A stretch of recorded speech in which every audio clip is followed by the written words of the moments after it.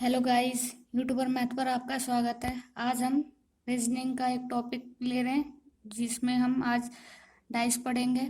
Dice यानी पासा। पासा क्या होता है? पासा एक 3D आकृति होती है। किस तरीके से बनती है 3D आकृति हम देखते हैं। ये हमारा एक 3D डाइस होगा। इसके सारे कोनों को हम मिला देंगे। ये हमारा 3D डाइस कहलाएगा। यानी जो डाइस की आकृति है वो कैसी होती है? वो 3D आकृति की होती है। ठीक है। दूसरा पॉइंट हम इसमें बोल सकते हैं, इसके सतह या हमें फलक पूछ ले कि कितने होते हैं तो हम बोलेंगे 6 होते हैं। उसी तरीके से थर्ड पॉइंट हम बोलेंगे, हमें कोरे पूछे तो हम बोल देंगे 12 होते हैं, और हमें कोने पूछ ले तो हम बोलेंगे 8 होते हैं। ठीक है। ये 3 से 4 पॉइंट्स में से भी आपको एक थ्योरी का क्वेश्चन अगर पूछेगा तो यहाँ से पूछ सकता है एग्जामिनर के फलक कितने होते हैं, कोने कितने होते हैं या कोरे कितनी होती हैं, ये चीज़ पूछ सकता है। और दूसरी चीज़ हम यहाँ पे क्या बोल सकते हैं, यहाँ पे हम बोल सकते हैं कि डाइस में कितने होते हैं। जो आप लूडो खेलते हो उस डाइस में 6 पॉइंट होते हैं, 1 2 3 4 5 6। तो हम क्या बोल सकते हैं कि एक टाइम पे केवल हम 3 सतह को ही देख सकते हैं। हम एक टाइम पर केवल 3 सतह को ही देख सकते हैं। यानी डाइस की 6 सतह देखने के लिए हमें कम से कम 2 डाइस यूज होने चाहिए, मतलब 2 प्रकार के पासे होने चाहिए। हमारे पास 2 डाइस होने चाहिए। यानी अगर 1 2 3 हम एक साथ देख रहे हैं तो दूसरे के लिए 4 5 6। यानी हम बोल सकते हैं कि पासे के 6 पॉइंट देखने के लिए हमें 2 डाइस की जरूरत होती है एक साथ देखने के लिए। ठीक है।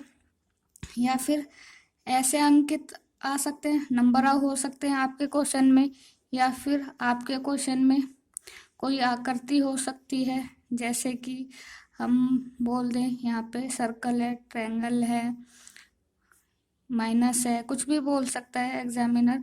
यहाँ पे ट्रायंगल है, यहाँ पे प्लस है, यहाँ पे डिवाइड है, ऐसे। और इसके विपरीत आपको पूछ लिया जाएगा कि कौन किसके विपरीत है। तो हम सबसे पहले एक पॉइंट सीखेंगे कि पासे के जो विपरीत सतह होंगी वो कभी भी एक साथ नहीं देखी जा सकती। हमने क्या बोला? पासे के विपरीत सतहों को एक साथ नहीं देखा जा सकता। ठीक है। यानी पासे के जो सतह विपरीत सतह होंगी उसको हम एक साथ नहीं देख सकते। ठीक है। इसको आगे क्वेश्चंस करेंगे, उनमें हम सीखेंगे कि कैसे इस क्वेश्चन को अप्लाई करते हैं, इस लाइन को हम कैसे अप्लाई करेंगे। दूसरे पॉइंट में हम पासे के प्रकार पढ़ेंगे। पासों का प्रकार। तो पासे कितने प्रकार से होते हैं? पासे 2 प्रकार के होते हैं। पहला होता है सामान्य पासा, या बोल दो आप सिंपल पासा, सिंपल डाइस। ठीक है।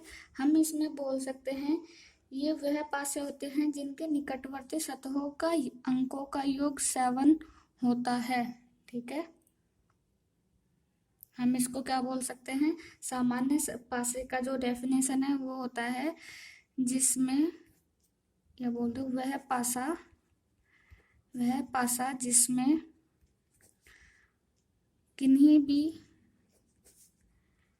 किन्हीं 2 निकटवर्तीय सतहों या फलकों पर अंकित अंकों का योग 7 होता है। तो वो कैसे डाइस होते हैं? वो सिंपल डाइस होते हैं। तो एक बार इनके एग्जाम्पल देख लेते हैं। सिंपल डाइस के एग्जाम्पल क्या हो सकते हैं? आपको यहाँ पे 6 दे दे, यहाँ पे 5 दे दे, यहाँ पे 1 दे दे। ये ए डाइस है, ये बी डाइस है। उसमें एक और एग्जाम्पल लेते हैं। यहाँ पे 3, यहाँ पे 5, यहाँ पे 4 दे दे। उसी तरीके से एक और डाइस से एग्जाम्पल ले लेते हैं। यहाँ पे 2 दे दे, यहाँ पे 4 दे दे, यहाँ पे 5 दे दे। ठीक है, ये हमारा सी डाइस हो गया। हम कैसे बोल सकते हैं कि ये सिंपल डाइस है? हम इसलिए बोल सकते हैं ये सिंपल डाइस है क्योंकि यहाँ पे 5 और 1 6 होता है, 6 और 1 7 होता है, यानी इसका और इस वाली सतह के अंकों का योग 7 हो रहा है। तो हम यहाँ से क्या बोल देंगे, ये सिंपल डाइस है। उसी तरीके से यहाँ पे देखते हैं सेकंड वाले में 5 और 4 9 होता है, 5 और 3 8 होता है, मगर इस डाइस का सतह का और इस सतह के अंकों का योग 7 है, तो हम क्या बोल सकते हैं, ये सिंपल डाइस है। उसी तरीके से 4 2 6 होता है, नहीं हो सकता। 5 4 9 होता है, नहीं। 5 और 2 7, यानी इस वाली सतह के और इस वाली सतह के अंकों का योग हमारा 7 हो रहा है, तो हम क्या बोल सकते हैं यहाँ पे कि ये सिंपल डाइस है। ठीक है, अब सेकंड प्रकार पढ़ते हैं कि सेकंड कौन सा होता है। सेकंड होता है मानक पासा। मानक पासा, मानक पासा बोली तो स्टैंडर्ड डाइस। ठीक है, इसको डिफाइन करते हैं कि स्टैंडर्ड डाइस क्या होता है। इसकी डेफिनेशन देखते हैं। ये वह पासा होता है, वह पासा जिसमें किन्हीं भी दो निकटवर्तीय सतह या फलकों पर अंकित अंकों का योग 7 नहीं होता। मतलब ऐसे डाइस जिनके अंकों का योग 7 नहीं होता, वो हमारे क्या होते हैं, वो हमारे स्टैंडर्ड डाइस होते हैं। ठीक है, इनके एग्जाम्पल लेते हैं। इसमें एक और पॉइंट होगा, पहले हम इसका एग्जाम्पल ले लेते हैं या पॉइंट लिख लेते हैं। ये इसका पहला पॉइंट हो गया। इसका सेकंड पॉइंट क्या होता है, जो मानक पासा होता है यानी कि स्टैंडर्ड डाइस होता है, इसके विपरीत सतहों का योग 7 होता है।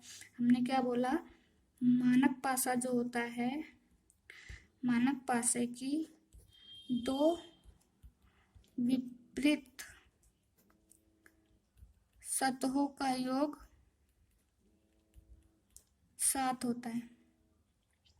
इसको हम एग्जाम्पल से समझते हैं कि ये इस लाइन में हमें क्या कहने की कोशिश की गई है, हम एग्जाम्पल से समझते हैं।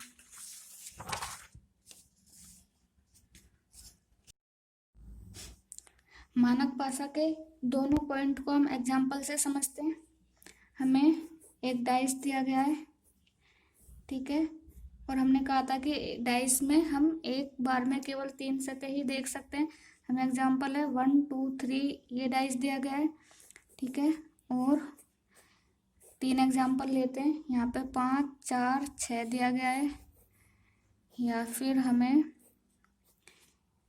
6 4 2 दिया गया है। ठीक है, हम यहाँ से कह सकते हैं ये स्टैंडर्ड डाइस है, यानी मानक पासा है, क्योंकि 3 2 5, 3 और 1 4, 2 और 1 3, किसी का भी सम 7 नहीं हो रहा। तो पहला पॉइंट हमारा क्या था, मानक पासा वह पासा होता है जिसका सम 7 नहीं होता है। तो इसका भी 7 नहीं हो रहा है, इसका भी 7 नहीं हो रहा है, और इसका भी सम किसी भी नंबर को ऐड करने पर 7 नहीं हो रहा है। तो ये हमारे कैसे डाइस है, ये हमारे स्टैंडर्ड डाइस है। ठीक है, ये हमारे स्टैंडर्ड डाइस है। तो हम, और ये हमारा पहला पॉइंट हो गया। दूसरा पॉइंट क्या था, दूसरा पॉइंट ये था कि इनके विपरीत सतहों का योग 7 होता है। विपरीत सतह का योग 7 का मतलब क्या होगा वो समझेंगे। यहाँ पे हमें 1 दे दिया गया है, यानी अगर हमें पूछ ले कि 1 के विपरीत कौन सा अंक अंकित है, तो हम बोलेंगे 6, क्योंकि इनके अंकों का योग 7 होता है, विपरीत अंकों का योग 7 होता है। तो यहाँ पे 1 है तो यहाँ पे 6 होगा, तभी 7 होगा। उसी प्रकार से यहाँ पे 2 है और हमें पूछ ले कि 2 के विपरीत कौन सा अंक है, तो हम बोल देंगे 2 के विपरीत 5 आएगा। उसी तरीके से 3 में पूछ ले 3 के विपरीत कौन सा है, तो हम क्या बोलेंगे, 3 के विपरीत 4 है। करेक्ट। तो डाइस देखते हैं, डिफाइन करेंगे कि कौन सा मानक पासा है और कौन सा सामान्य पासा है। तो एग्जाम्पल लेते हैं। 5 2 1, यहाँ पे 4 6 5 और यहाँ पे 1 3 4। तो ये हमारा ए हो गया, ये बी हो गया, ये हमारा सी डाइस हो गया। तो अब इसमें हम देखेंगे कि मानक पासा है या सामान्य पासा है। इसके अंकों का योग 5 और 2 7 हो रहा है, तो हम क्या बोलेंगे, ये सामान्य पासा है यानी सिंपल डाइस है। ठीक है, उसी प्रकार से इधर आएंगे 6 4 10, 6 5 11, 5 और 9 यानी किसी भी अंकों का योग या किसी भी सतह का योग 7 नहीं हो रहा, तब हम क्या बोलेंगे, ये मानक पासा है।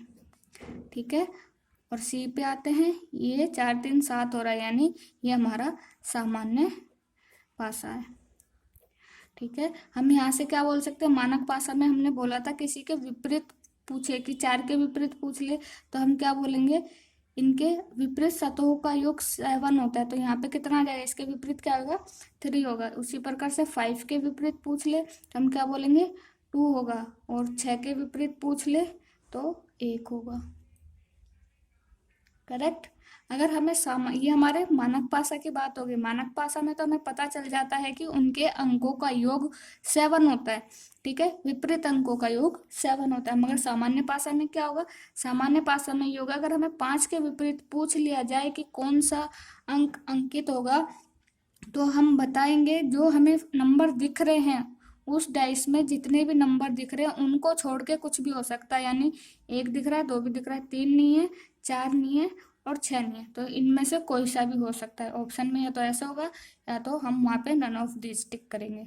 उसी प्रकार से इधर देखते हैं, इधर हमें 4 के विपरीत पूछ लेगा, तब हम क्या बोलेंगे, सामान्य पासा में वो बोलेंगे इसके विपरीत कौन सा अंक होगा जो हमें दिखाई नहीं दे रहा है। तो कौन कौन से नंबर दिखाई नहीं दे रहे, 2 5 और 6, ये हमारे क्या होंगे, सामान्य पासा होंगे। सामान्य पासा में विपरीत अंक हमें पूछे तब हम ये बताएंगे। ठीक है, इसके आगे के कुछ टाइप हम नेक्स्ट वीडियो में पढ़ेंगे। अभी के लिए इतने ही क्वेश्चन रखते हैं, इतने ही एग्जाम्पल रखते हैं। Thank you.